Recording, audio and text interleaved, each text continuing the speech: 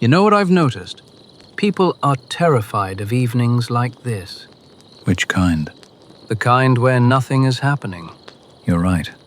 Sit a man down with no task, no guest, no scroll to read, and within minutes he starts inventing reasons to get up.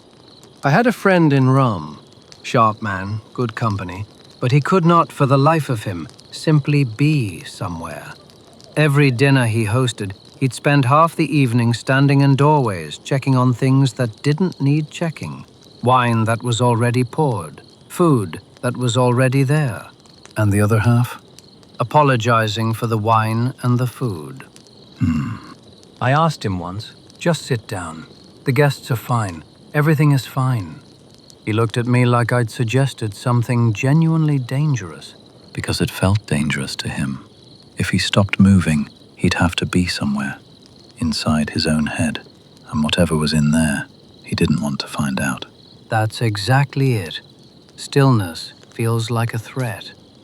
I had a student, years ago now, clever young man, came to study philosophy. First week he kept asking me, what should I be doing? What's the exercise? What's next? I'd say, sit and think about what we discussed. He'd come back in an hour. I've done that. What's next? What did you tell him? I told him, you didn't do it. You performed it. There's a difference between sitting and actually being still. He didn't like that. He hated it. Left early that week. Came back the next. Took him about a year before he understood what I meant. What changed? He got sick. Nothing serious. Fever. A few days in bed. Couldn't go anywhere. Couldn't do anything. And he said later that was the first time in his adult life he'd actually stopped. And it wasn't as awful as he'd expected. Funny how often the body has to force what the mind refuses to choose. The body's smarter than we give it credit for. I think about how much of my life I spent in motion. Not because the motion was necessary, because stopping felt like admitting something, that I didn't know what I was rushing toward. Did you? Not always, no. At least you're honest about it now. Old age is very good for honesty. You stop having the energy to keep up the story. One advantage of having been a slave, you learn early that most of the story is nonsense anyway. You always find a way to make me feel slightly ridiculous. I'm not trying to. I just grew up without the option of pretending. It saves time. It does. Though I'd argue there's a certain warmth in the pretending. A shared fiction that keeps people comfortable with each other. Some fictions, yes, but not the one where you're too busy to live your actual life. No, not that one. There's something almost embarrassing about how good this is. Just this. The fire. No agenda. You say that like it's surprising. For me, a little. Yes. That's the whole problem in one sentence, isn't it? That this should feel like enough, and that so many people go their whole lives without letting it be. I wonder how much of that is choice and how much is what was put into us. The restlessness. Where does it come from? We didn't begin restless. Someone handed that to us. The family, the city, the century you happened to land in. None of which you chose. None of which I chose. I was born into a household with money, with connections, with a father who had opinions about what my life should look like. Very specific opinions. Did you follow them? Mostly, for a long time. It was easier than the alternative. I was born property, someone else's property. So the question of following my father's opinions didn't really come up. No, I suppose not. Does that still sit strangely, talking about it like that? It's just what it was. I'm not sure what good it does to flinch at the word. Some people would carry that their whole lives, as a wound. Some do.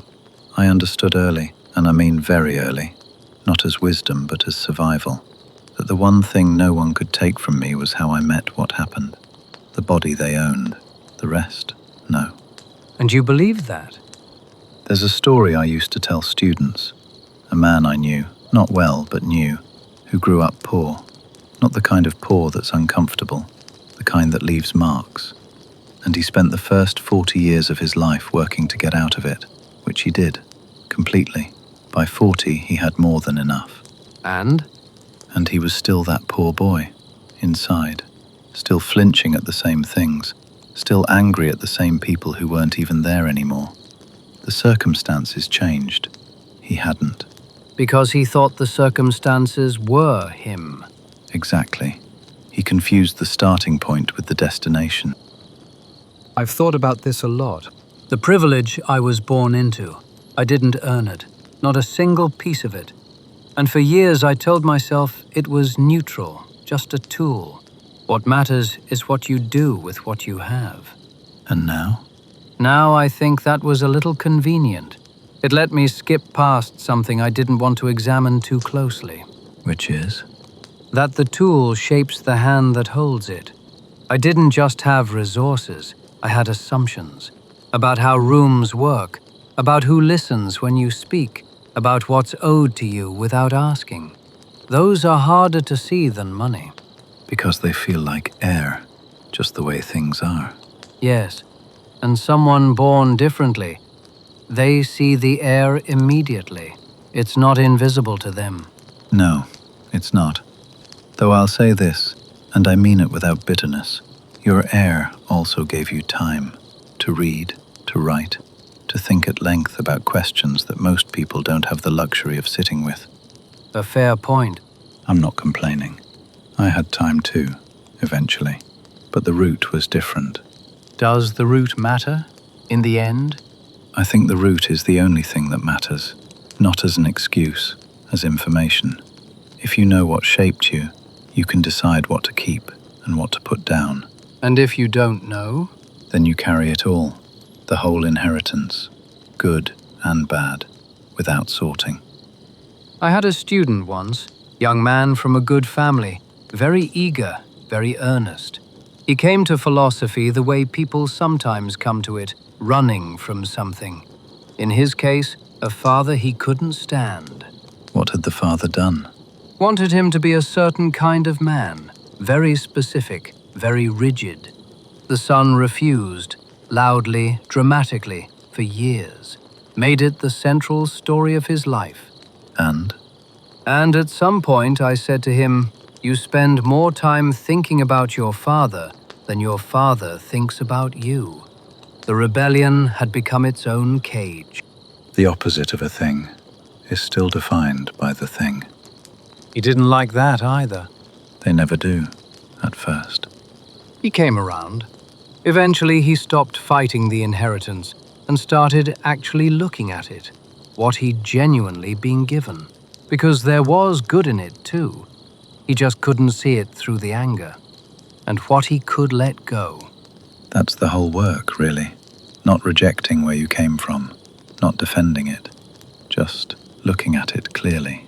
Clearly, and without too much drama. The drama is the hardest part to give up. It gives the story a shape. And a villain. Yes, very useful.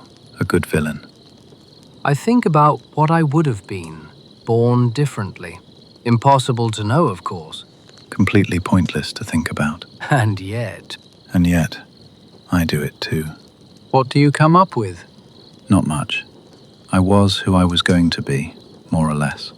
The circumstances were the material, but the shape, that felt like mine. That's either very wise or very convenient. Probably both. Most useful things are. What I keep coming back to is this. You can understand all of it. Where you came from, what it did to you, why you are the way you are. And understanding it doesn't automatically change anything.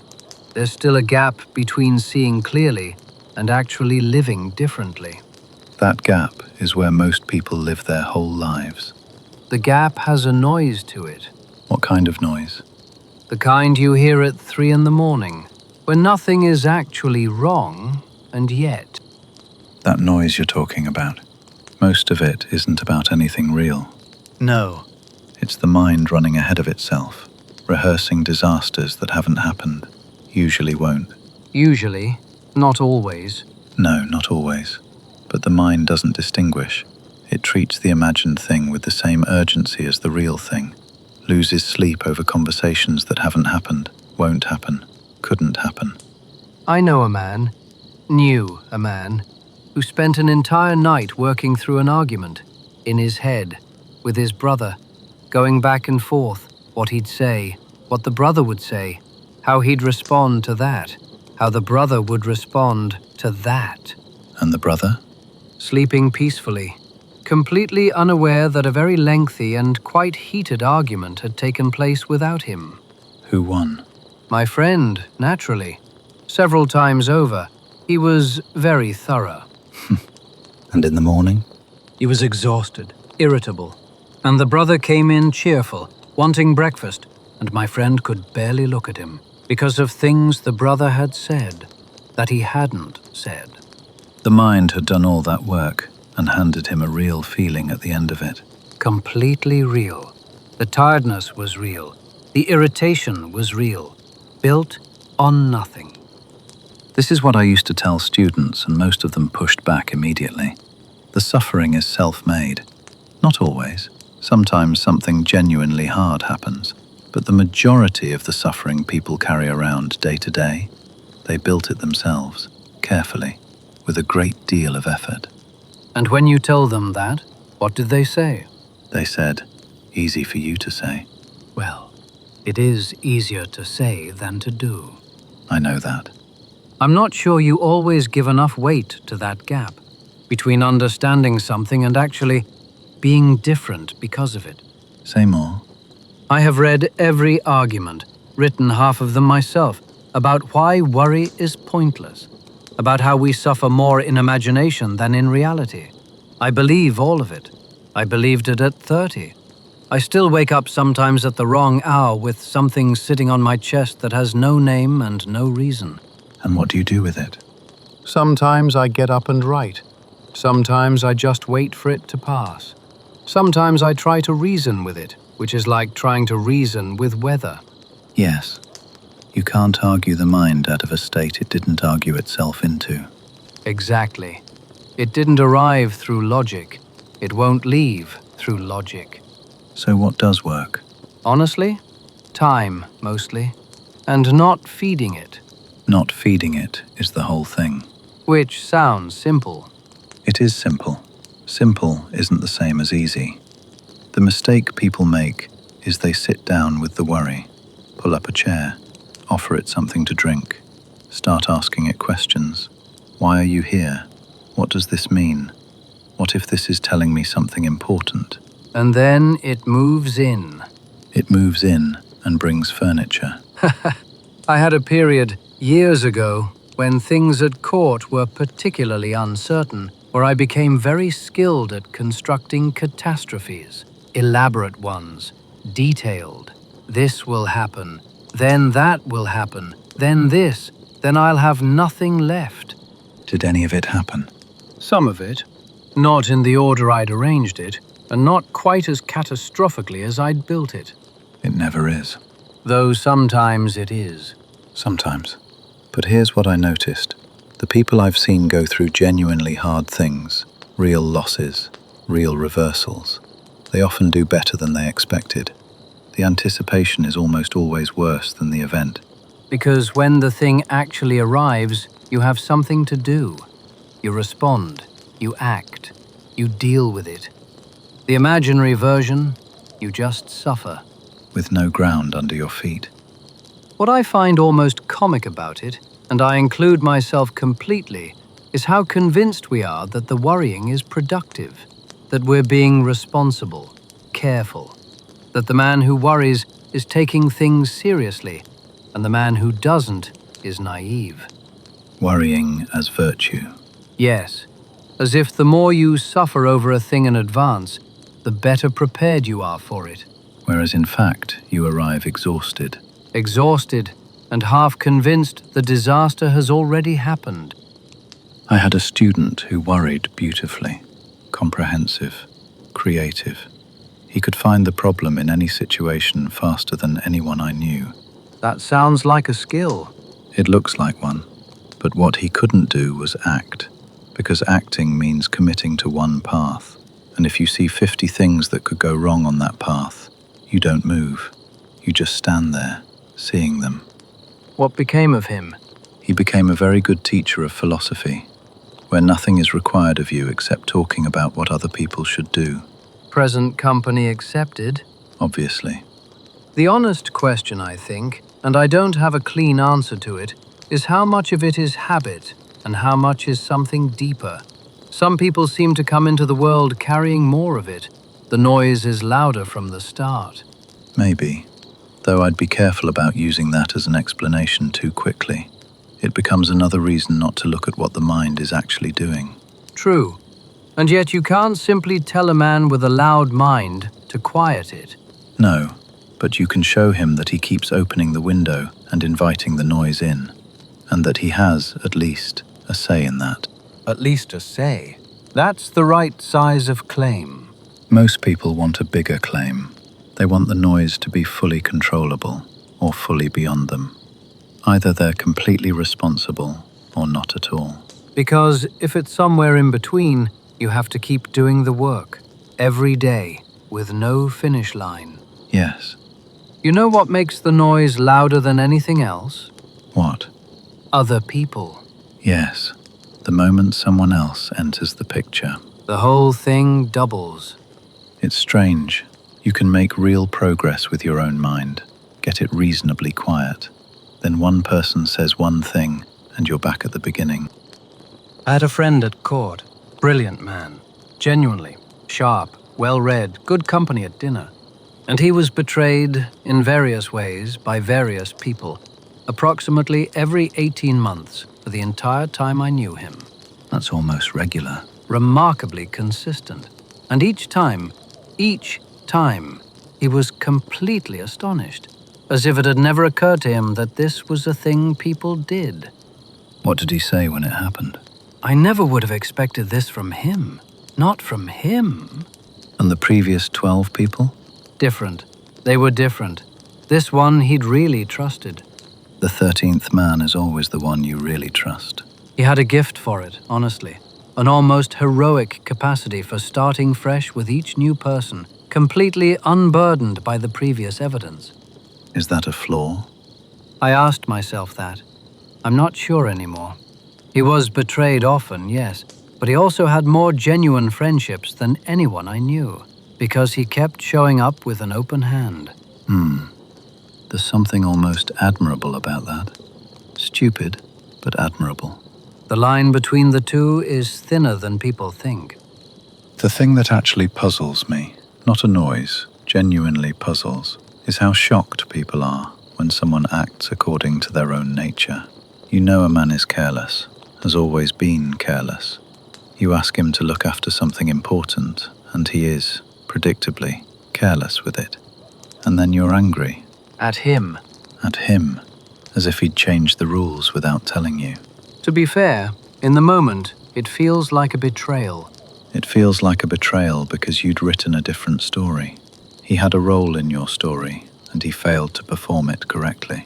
And he was just being himself, completely unaware there was a script. Usually eating something while you're furious at him. Yes, completely untroubled. That part doesn't help. That part makes it considerably worse. I used to tell students, before you get angry at someone, ask yourself, does this person know what you expected of them? Clearly, not implied, not hinted at, not obvious to any reasonable person, actually communicated. And? 90 times out of 100, no. The expectation existed entirely in the one who was disappointed.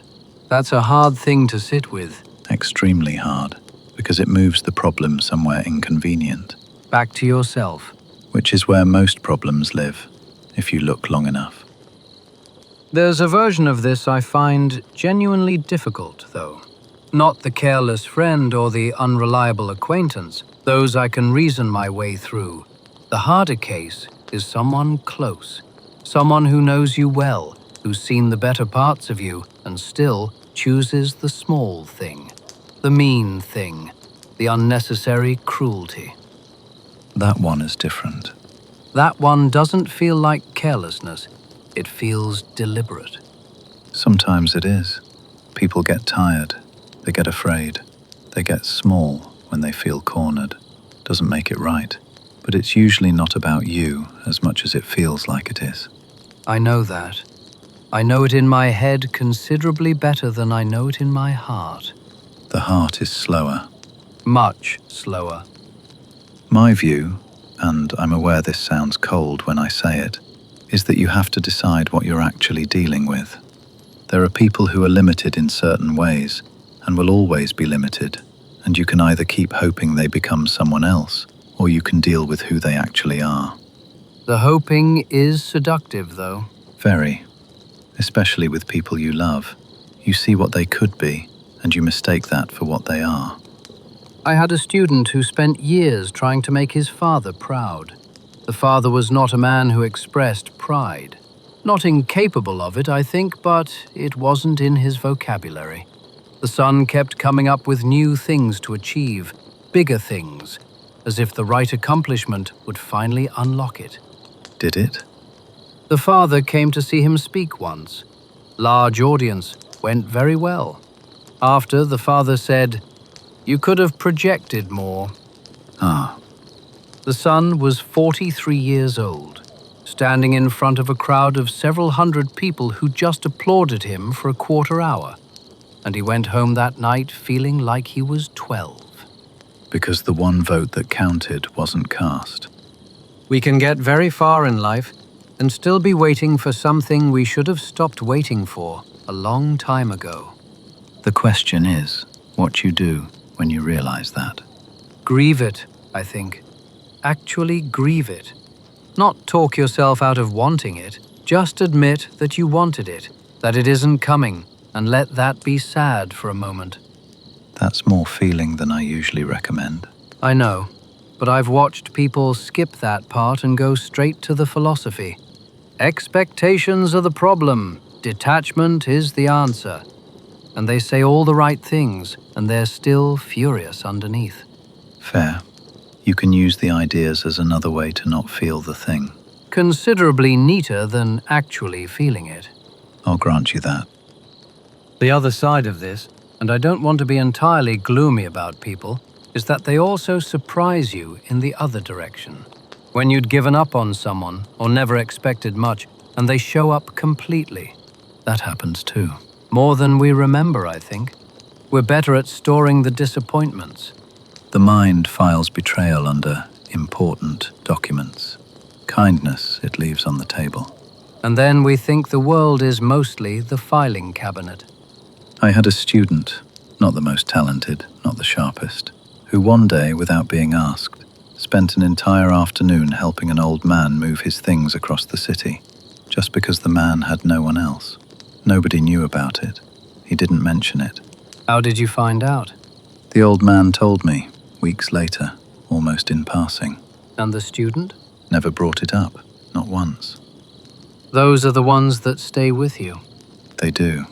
People are maddening and occasionally magnificent, and mostly just trying to get through the day, same as you. That's almost a policy. It's the only one that's held up for me. Expect the ordinary and let the good surprise you. And when they disappoint you? They were always going to. So were you, to someone. So was I. The question I keep returning to, who do you actually let close? After all of this, knowing what you know about people. Fewer, but more honestly. Yes, quality of attention rather than volume of company. I'd rather have 3 people who tell me the truth than 30 who tell me what the evening requires. I've had both, in large quantities. I know. How was it? The 30 were more comfortable. The 3 were more useful, and considerably harder to be around. That's usually how it goes. Strange thing, though, all of this, the attachment, the disappointment, the impossible expectations, I wouldn't trade it. The alternative is a very clean, very quiet, very empty life. No, the people are the whole thing, really. Maddening as they are. Maddening as they are. You know what's funny? I spent years worrying about people, what they thought, what they'd take, what they'd do. And underneath all of that was something simpler. I was afraid of ending up with nothing. I want to say something that I'd have had trouble saying 20 years ago. Go ahead. I like my things. I liked my house. I liked having good wine instead of bad wine. I liked that when something broke, I could replace it without it being a crisis. And for a long time, I felt I had to apologize for that, to wrap it in disclaimers, explain that I wasn't attached, that I held it all loosely. While holding it quite firmly. While holding it quite firmly, yes. I know. I've read your letters. Yes. Some of those letters were written from a very large villa. I noticed. The one about the simple life was, I believe, written the same week I acquired a second one. The simple life often requires more space than people expect. You've been saving that. For years. Here's what I can actually say, honestly. The things themselves were never the problem. It was what happened inside me around them. The way having a lot made me very attentive to the possibility of having less. The more there is to lose. Exactly. You'd think it would be the opposite. More security, less fear. But it doesn't work that way. Every new thing becomes a new surface for anxiety. I wouldn't know. I know you wouldn't. Does that ever seem strange to you, looking at men like me? Curious more than strange. You clearly weren't stupid. You could see the mechanism. And yet. And yet. Knowing it's a trap and stepping out are different things. I had so little for so long that I genuinely cannot tell you whether I'm free of attachment or simply never had enough to get attached to. I think about that sometimes. Maybe I'm not enlightened. Maybe I just never got the chance to find out. That's remarkably honest. It's the only position I can defend. Though I will say, I've watched men with everything and men with nothing, and the ones who seemed most at ease were almost never at either extreme. The middle. Not even the middle necessarily. More the ones who knew why they had what they had, who'd thought about it, chose it, even partially, rather than just accumulated. Accumulation as its own momentum, yes. That's exactly what it becomes. You stop deciding and start just continuing. I knew a man, wealthy family, made it considerably wealthier himself, who lived as though the real life was starting soon. This was always the preparation phase. He'd enjoy things properly once the next thing was secured, then the next one. He talked about what he'd do later constantly, the trips he'd take, the time he'd spend with people he loved, the way he'd actually live once he wasn't so busy. And? He died at his desk, reviewing accounts. There was, apparently, quite a lot left to secure. The later that never becomes now.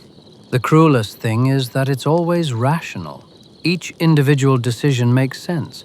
Just this one more year, just until this is resolved, just until I feel stable enough. And stable enough keeps moving. Always just ahead, like the horizon. What did you actually enjoy, of all of it? Not what you were supposed to enjoy, what actually gave you something. Books. Unambiguously, books. Those I was never confused about. Good conversation, like this actually. Gardens, a little. There's something about things that grow slowly that I find steadying. And the sea. I liked being near the sea. None of those are particularly expensive. No. Which did not stop me from spending as though they were. You needed the frame. What do you mean? Some people can sit in a plain room and be content. Others need the room to be beautiful before they allow themselves to feel anything. The feeling is real. The room is just the permission. That's uncomfortably accurate. You were buying permission to relax. At considerable expense. Very Roman of you. Thank you. The part I find genuinely interesting, not as criticism, as a question, is the fear underneath it. Because with you, it was never greed exactly, was it? Not the wanting more for its own sake. No, it was dread. A low, steady dread of what it would mean to have less. Not poverty exactly, more the idea of being diminished, of mattering less in rooms. Ah, now we're at it. Yes, now we're at it. because the money was never really about the money. It was about what the money said about who I was when I walked in somewhere. And I knew this. I wrote about it. I told other people clearly that this was a confusion. And then I went home and quietly made sure everything was still in order. That's not hypocrisy, exactly. That's just being human, knowing something and being free of it are not the same place. You said something like that earlier, about a different thing. It keeps being true. What I can say now, and I mean this, is that the losses turned out to be more instructive than the having. When things were taken or threatened, that's when I found out what I actually needed, which was considerably less than I'd arranged for. That's usually when people find out. It's an expensive way to learn. Most of the real lessons are. I think the thing I'd tell a younger man, not as advice, just as information, is find out early what the thing underneath the thing is, because you'll spend less time and money on the outer layer if you know what you're actually hungry for. And if he asks how to find that out? Sit with less for a while. Not forever, just long enough to see what you actually miss and what you thought you'd miss. That's almost practical coming from you. I have occasional moments.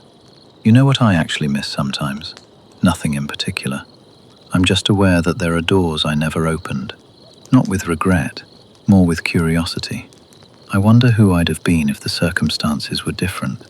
Not better necessarily, just different. And you don't find that troubling? No, I find it interesting. There's a whole other version of this life that didn't happen. That's not a loss. That's just the shape of a life. Any life. Any life. So if not the things, and not the status the things provide, what does actually hold up? What you did with your days. Whether the doing felt like yours. Whether you were awake for it. That's either very simple or very large. Both. Which brings us somewhere, doesn't it? To the question of what the days were actually for. You wrote, I taught. We both spent our lives doing something with what we thought we understood. Whether any of it mattered, I'm genuinely not sure. That's an unsettling thing to say. Does it feel wrong? No, that's the unsettling part. I've thought about this more than I'd like to admit, the letters especially, hundreds of them. Lucilius kept them, had them copied, and I'd be lying if I said I never imagined them being read after I was gone, that I wrote them purely for him. You wrote them for everyone. I wrote them for everyone and told myself I was writing them for one man, which felt more honest somehow, more intimate. Was it dishonest? No, but it wasn't the whole picture. There was something else in there, a need to have said it, to have put the thing down somewhere that would last. That's not vanity necessarily. Not only vanity, let's say that. I never wrote anything. Everything I said, someone else recorded it. Arian sat in the back of the room and took notes for years. I didn't ask him to. Did it bother you? At first, a little. I thought, that's not quite what I said. That's his version of what I said.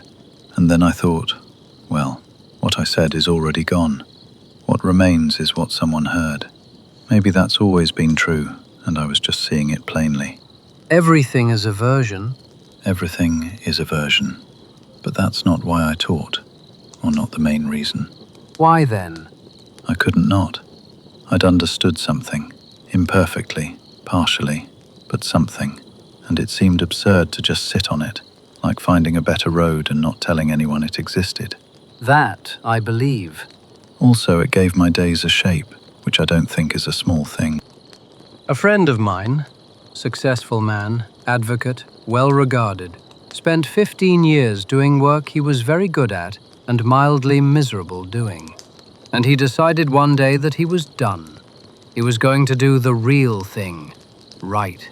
He'd always wanted to write. What happened?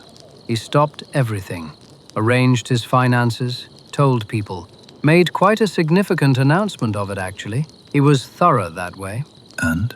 And he sat down to write. and discovered that the fantasy of writing and the actual writing were almost completely unrelated to each other. What had he imagined? I think he'd imagined having written, the thing existing, people reading it, not the part where you sit alone every morning with nothing on the page and try to make something from nothing and it comes out badly and you try again. The romance of the work without the work itself. He lasted about 4 months, went back to advocacy, never spoke about it much afterward. Was that failure? He thought so. I'm not sure. He found out something true about himself, that the thing he wanted wasn't the work. It was the story of having chosen differently. Once he could tell that story, he didn't actually need to follow through. That's not nothing. Most people never even get that far. No, they keep the fantasy intact, which is more comfortable but less useful. The question of doing it for yourself or for others, I think it's a false split. Say more. You can't fully separate them. If you do something purely for others, with nothing in it for yourself, it hollows out. You stop, or you grow to resent it. But if you do it only for yourself, entirely private, entirely self-referential, it gets strange. It needs some contact with the world to stay alive. It needs friction. Yes, someone pushing back, someone misunderstanding and you having to find a clearer way. Someone helped, actually helped, not theoretically. I had students who thanked me years later for things I didn't remember saying. Same. Which is strange. The things you labored over, the careful arguments, the structured letters. Sometimes it's an offhand remark that lands. Always. One of my students, this was early on, was struggling with something I couldn't quite reach. I tried several times, different angles. One afternoon I was tired, not being particularly eloquent, and I said something like, "You're treating your life like it's a rehearsal." Just that, moved on. And? He came to me 2 weeks later, said that one sentence had stayed with him every day, changed something. Do you remember saying it? Not at all. So what do we make of that? That the work that matters most is the work you're barely aware of doing. Maybe. Or that you can't predict which part will matter, so you just keep doing it and let it find what it finds. That requires a certain amount of faith in the process. Or an acceptance that you're not in charge of the outcome, which I'd argue is the same thing with different packaging. What I've made peace with, late but still, is that the motive doesn't have to be pure. You can write to be remembered, and also because the writing itself clarifies things you couldn't think your way to otherwise. You can teach because you need students to need you, and also because something genuinely transfers. Both things can be true. The impure motive doesn't cancel the real one. Correct. And pretending you have no impure motives is its own kind of vanity. A more expensive kind. Much more. It takes enormous energy to maintain. I'll say something I don't usually say. Please. There were days I didn't know if it was working, if anything was landing. You stand in front of people and speak, and some of them are listening and some are thinking about their lunch. And some think they're listening, but they're just waiting to feel good about themselves. And you go home, and you don't know what happened, whether the day was worth anything. How did you deal with that? Came back the next day.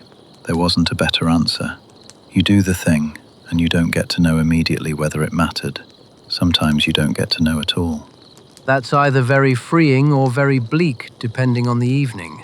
Most evenings, a little of both. I think the truest thing I can say about work, any work, not just writing, is that the days it felt like mine were the good days. Not the days it went well, not the days people praised it, the days where I sat down and the thing I was making felt like it was actually coming from somewhere real. Those were the days worth having. How often? Not as often as I'd like. Same. But more than never. Yes, more than never, which is enough to keep going. Just enough. The other thing, and this is practical, is that the work gives the day a spine. Without it, the day goes soft. You wake up, and there's nothing that requires you. And that sounds like freedom, and it isn't. I've had periods of that. Enforced idleness, exile, effectively. And? 3 weeks of relief, then a kind of slow panic I didn't have a name for. Because you need something that needs you back. Yes, even if what needs you is just a half-finished page that's waiting. A half-finished page that's waiting. That's not nothing. No, it's actually quite a lot, some mornings. You know what's interesting? We've been talking about the work and neither of us has mentioned time.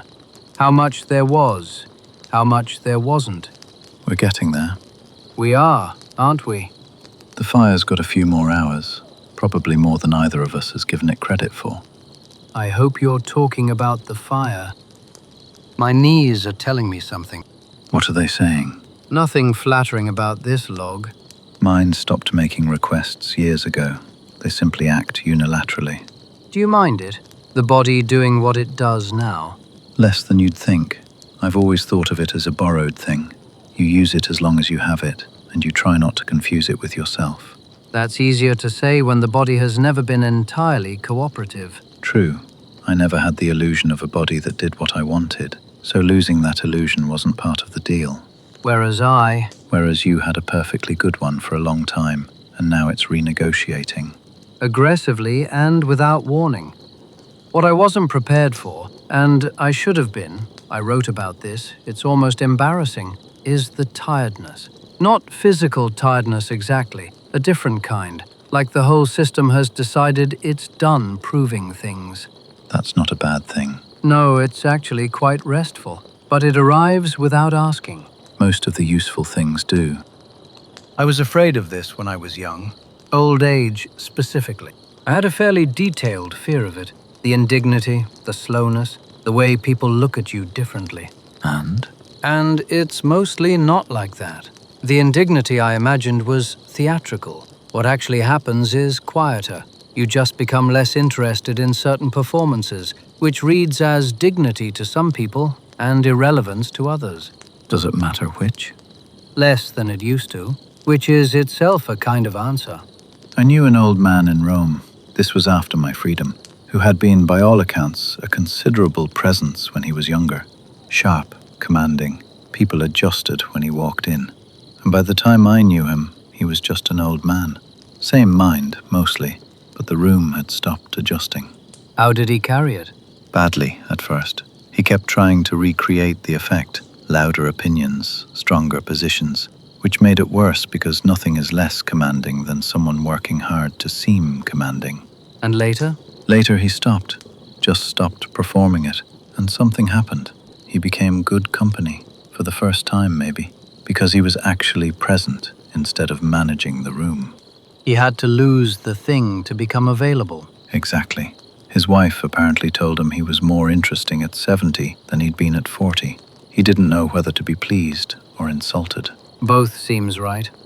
I had an uncle who met age well, remarkably well. I used to watch him when I was young and think he must have found some private arrangement with time. He slowed down and seemed to expand somehow. More himself, not less. What was the difference? Did you ever work it out? I think, and this is just observation, he'd always known what he actually liked. Not what he was supposed to like, not what impressed people, just his own genuine preferences. So when the energy reduced, he aimed it cleanly, no waste.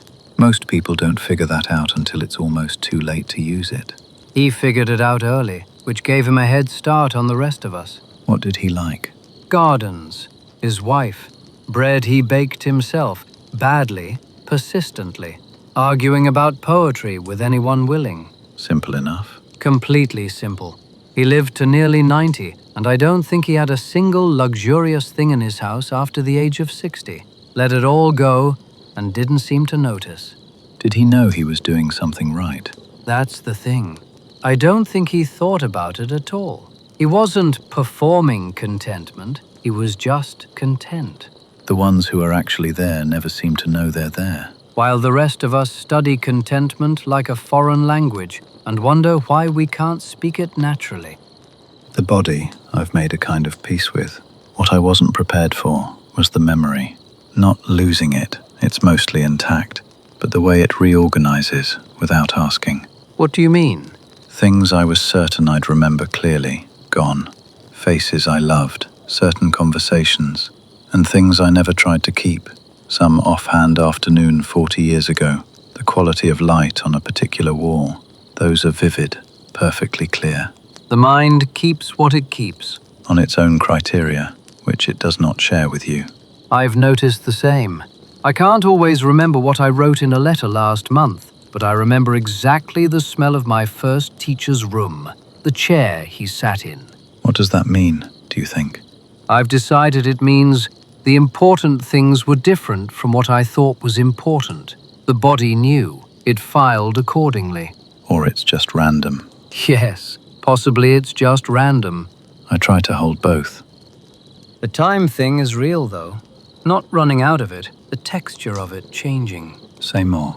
When I was young, time was horizontal, long and flat, and it went on ahead of you as far as you could see. Now it's more vertical somehow. Each day is thicker, has more in it, or I'm more in it. Because you're not spending it on the next thing. Partly, and partly because you know without drama that there's a number. You don't know the number, but you know there is one, and that changes how you stand inside a day. Does it frighten you? Sometimes, less than I expected most of the time. Occasionally I wake up and it's very loud, and I just have to wait for it to pass. And when it passes? There's the morning, which is usually sufficient. Yes, the morning is usually sufficient. I find myself thinking more about students I lost track of, wondering what happened, whether something held. You plant things and then you don't get to see most of what grows, or doesn't. Does that bother you? Curious again, more than bothered. I've made peace with not knowing. I'm less sure I've made peace with having been, occasionally, probably, wrong.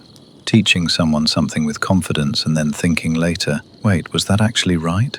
Was that wisdom or just a habit I had dressed up as wisdom? The willingness to be wrong about things you were once certain of. I think that might be the actual sign of getting older, not the knees. The knees are just the announcement. The uncertainty is the content. I could have done without quite such a loud announcement. There are things I'd have done differently. Not everything, not most things, but some. Yes. Not with anguish, just clearly. If I'm being honest about the whole thing, there are places where I can see the shape of it now in a way I couldn't then. The view from here is better. The view from here is better. Arrived at too late to use, mostly. Not entirely too late. No, not entirely. There are things I said that I shouldn't have, and things I should have said and didn't. The second category is longer. For most people it is. You too. Me too. The ones you didn't say stay with you differently. The ones you said wrong, those you can revisit, argue with, reframe. The ones left unsaid just sit there, finished and open at the same time. Is there anything to do with that, at this point? I've been thinking about that. I used to tell students that regret was just wasted fuel, energy spent on something with no road back. I still think that's mostly true, but I've gotten less sure about the just. There's something in the looking back that isn't only waste, if you do it right. If you do it right. Which most people don't. What does right look like? You look at the thing clearly. You see what happened, what your part was, what it cost. Someone else usually, not just you. And then you put it down. You don't keep picking it up to examine it. You don't build a monument to it. You look, and you put it down. And the putting down, how exactly does that work? I'm still working on that part. You are? I'm 60-something years old, sitting by a fire in the middle of the night. If I had it fully worked out, I'd probably be asleep. Fair enough. Nero. You don't have to. No, I was his tutor from when he was a boy. I knew him when he was still becoming something, still open. And then I was his advisor for years. And I told myself the whole time that I was a moderating influence, that things would be worse without me nearby, that staying was the responsible thing. Maybe it was. Maybe. Or maybe it was comfortable. The access, the position, the sense that I was at the center of something that mattered. and I dressed that up as duty. Probably both were true at once. Probably. But there were moments where I knew, clearly, not ambiguously, that what was happening was wrong. And I wrote a letter, or I said a careful thing in a careful way, and told myself that counted, that I had registered my objection. And? And the objection was registered, and nothing changed, and I stayed. Because leaving was admitting that the whole arrangement had been a compromise from the start. That I'd traded something I couldn't quite name for proximity to power. What would you have done differently? Left earlier, much earlier, before it became something I couldn't look at directly. And what stopped you? Fear dressed as reason. I was very good at reasoning my way into staying. I had excellent arguments. Arguments I wanted to believe. The thing I've had to accept, and this took longer than it should have, is that I was not the hero of that story. Not the villain either, but not the hero. And for a man who wrote at length about virtue and right action, that's a thing to sit with. Are you still sitting with it? Less than I was. It's not gone, but it's changed shape. It used to feel like an indictment. Now it feels more like information about what I was capable of under certain conditions, which is useful actually, even this late. Useful how? It makes me less certain that I know what I'd do in a hard situation, which means I'm less quick to judge other people in hard situations, which is not nothing. There was a student of mine, young man, came to me with a good mind in a difficult situation at home. Father who needed looking after, not enough money, obligations pulling in every direction. He stayed in a situation he should have left, for reasons that were partly genuine and partly convenient, for about 10 years. And when he finally left, he felt guilty about leaving. Guilty about leaving the thing he'd been right to leave. What did you tell him? I told him, "You stayed too long. You left at the right time. Both things are true, and you can carry one of them or both, but you only get to act on the leaving. The staying is finished." Did it help? Not immediately. The ones that help immediately usually aren't doing much. I knew a man, a good man, genuinely, who made one decision when he was young that cost someone he loved dearly. Not malice, carelessness maybe, fear. One of those decisions that you make quickly and live with slowly. What happened? He lived another 40 years after it. Successful by any external measure, family, work, all of it. And that one thing, he carried it everywhere. To every good day he ever had, he brought it, like a toll, as if he wasn't allowed to fully be in a good day without paying first. Did he ever forgive himself? I don't think so, not really. He got better at hiding the toll booth, but it was always there. That's a waste. A tremendous waste. And the cruelest part, the person he'd wronged had forgiven him years earlier. Told him so directly, it didn't matter.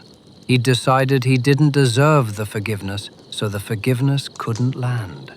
He was punishing someone who no longer existed. The young man who made the decision was gone. The old man was still serving the sentence. This is where I think the philosophy can actually help, if it's used right, not as armor. The past is what it is, not because it doesn't matter, but because the matter of it is finished. The only place it lives now is in how you carry it forward. And how you carry it changes what it means.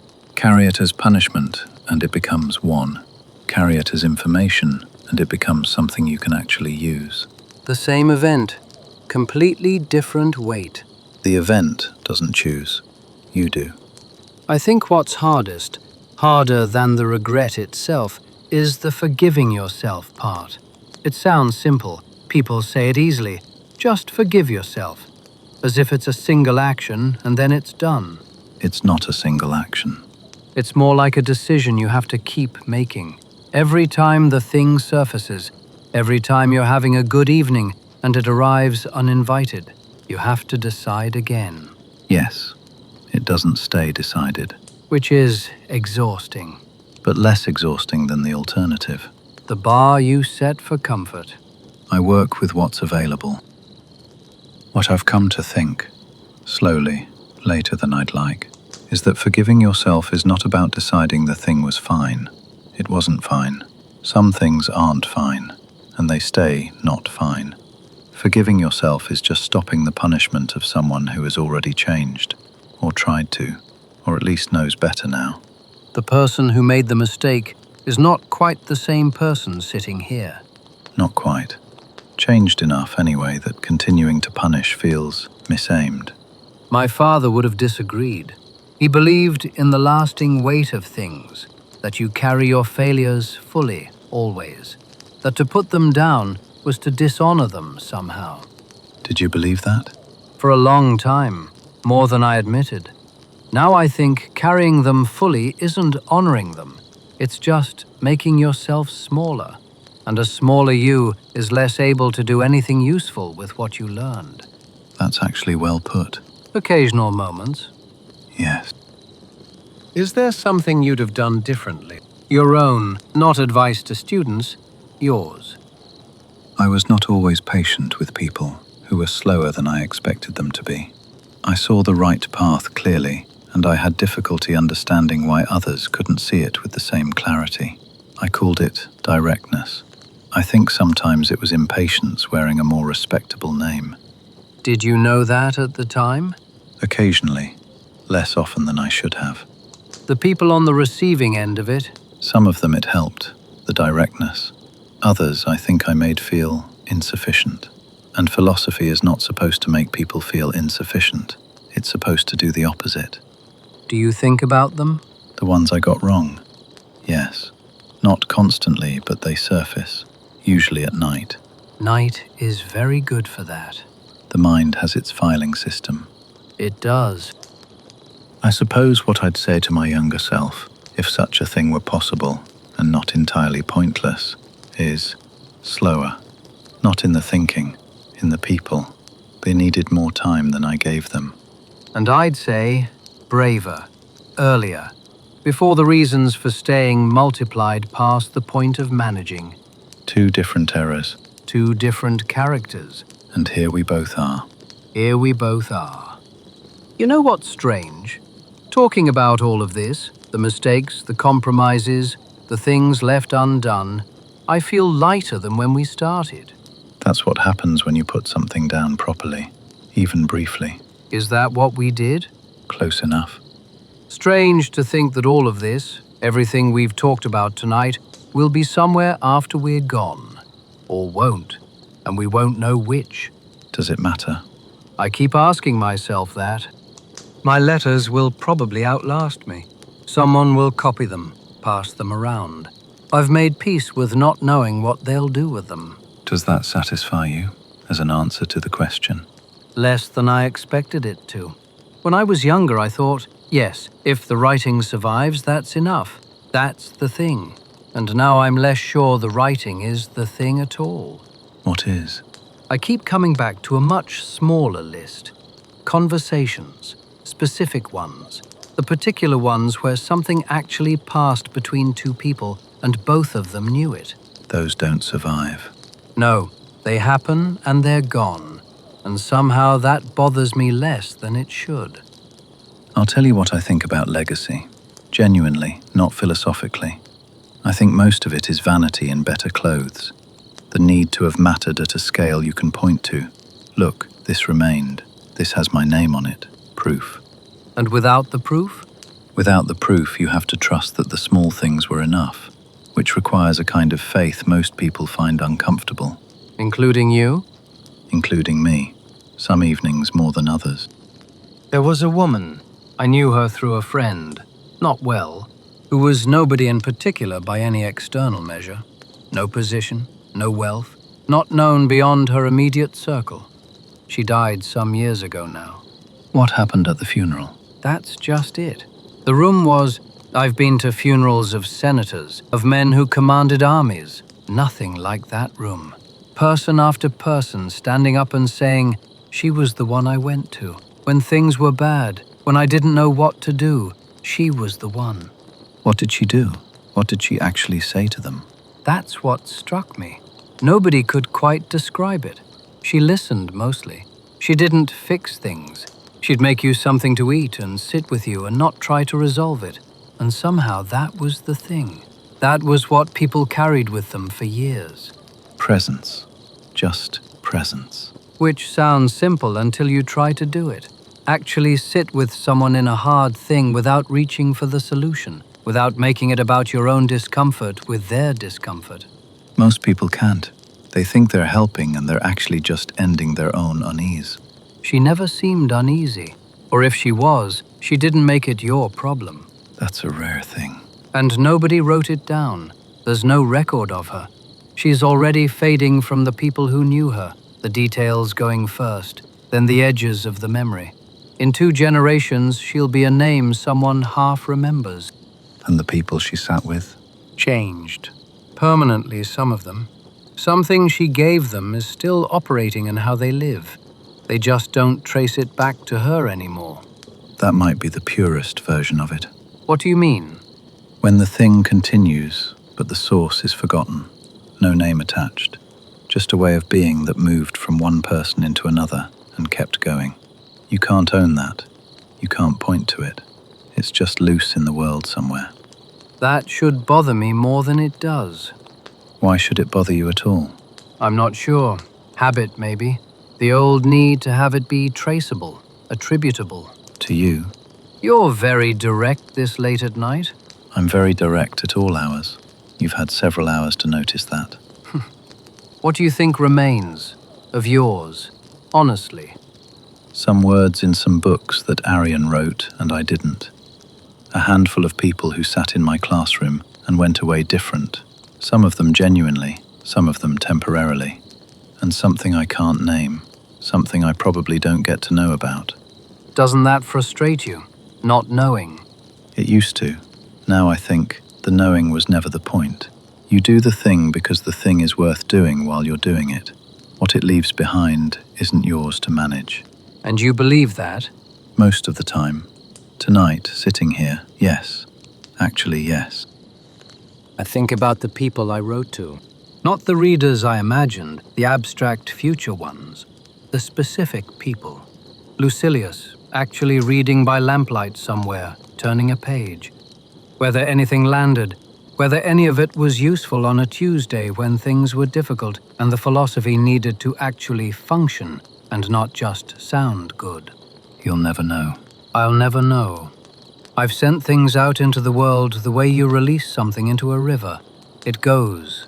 You don't follow it. And the river does what it does. There's something I've noticed about the people who seemed most at peace with this question, the what remains question. They weren't the ones who'd done the biggest things, necessarily. They were the ones who'd been present for the actual moments, not managing them, not producing them, just in them. Like the woman at the funeral?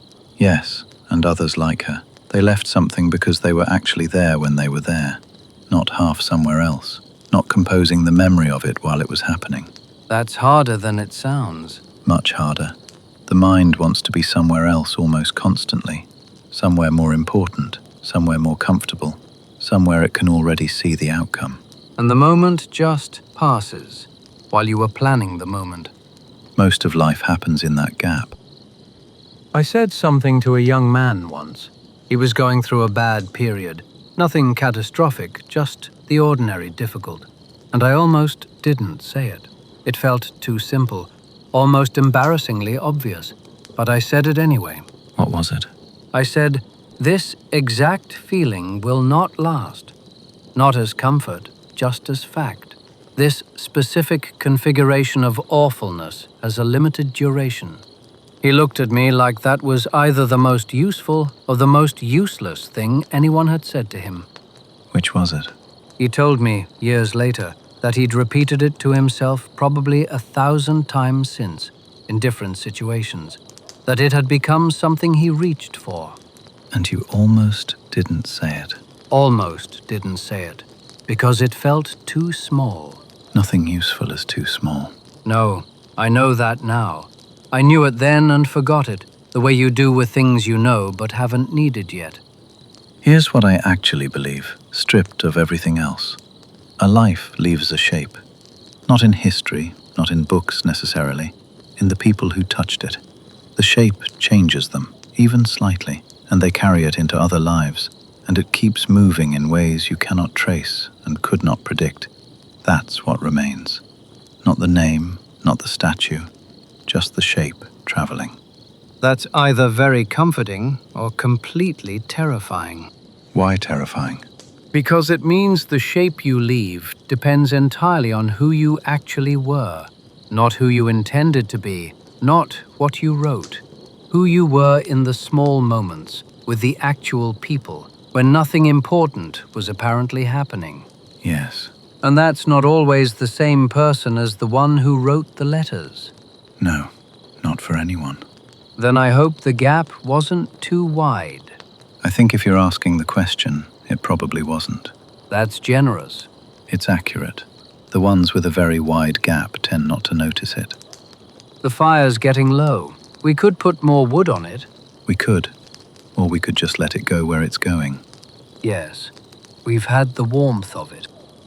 Strange that we spend so much of life afraid of this, the quieting down. And then you're actually in it, and it's just an evening. A good one. Yes, a good one. I used to think about it constantly. Death. When I was young, I had the lungs. You probably know, it was well documented. I wasn't subtle about my suffering, and there were periods where it felt very close.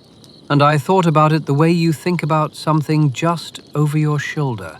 Couldn't look directly at it. And now? Now it's more like weather. It's coming, probably soon. And there's a certain kind of sense in checking occasionally whether you've brought a coat. But you don't stand at the window all day watching for it. When did it change? Slowly. No single moment. I think at some point I just ran out of the energy to maintain the fear at full size. And what was underneath it, once I stopped feeding it, was smaller than I expected. What was underneath it? Not wanting to miss things. Not the dying itself, the missing. The sense that there would still be an evening like this happening somewhere, and I wouldn't be in it. And now?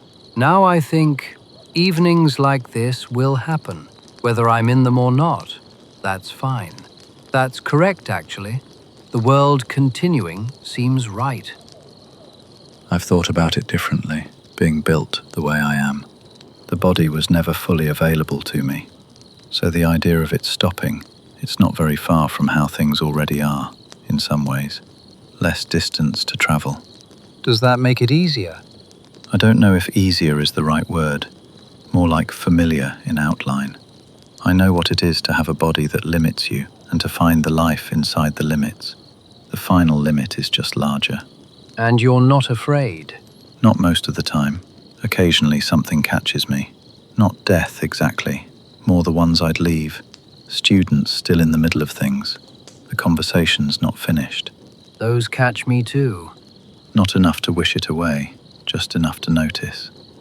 I wrote something once, in a letter, I think, that the whole of life is practice for letting go. And I believed it when I wrote it. And then life continued and I had to keep practicing the same things I thought I'd already practiced. It doesn't stay practiced. Which is either very inconvenient or the whole point. I'm still not sure which. Maybe both. Maybe both. What I keep returning to, and I've returned to it many times, it's not a conclusion, just a place I keep arriving, is that the question isn't really about death. It's about whether you were in your life while you had it. Not performing it. Not performing it. Not planning it. Not narrating it. Not waiting for it to become the version you'd intended. Actually in it. And were you? More than some. Less than I could have been. Enough, I think. On balance, enough. That's a good answer. It's the only honest one. I had a moment. This is small. It doesn't mean anything beyond itself. Maybe 15 years ago now. I was in the garden. Early morning, nobody else around. And I had no particular thought, no particular feeling. I wasn't doing anything that mattered. And I was just completely there. In the garden, in the morning, in my own life. For maybe a few minutes. And? And nothing. It ended. I went inside and the day started, and I didn't think about it for weeks. But I've thought about it many times since, more than most things I can point to. Why? Because it was enough. In that moment, it was completely sufficient. I wasn't lacking anything, and I did nothing to make it happen. It just was. That's the thing you can't plan for. The planning is actually what prevents it. And it doesn't stay. You can't return to it. It was never going to stay. That's part of what it was, I think. I'm not going to tell you I've made complete peace with it.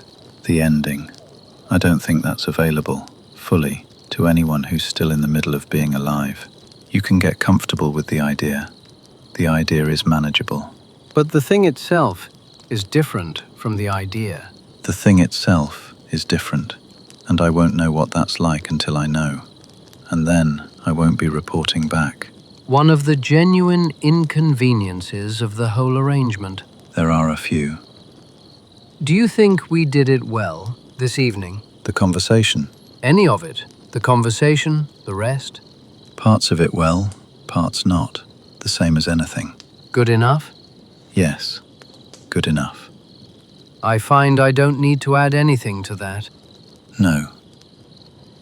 Good fire.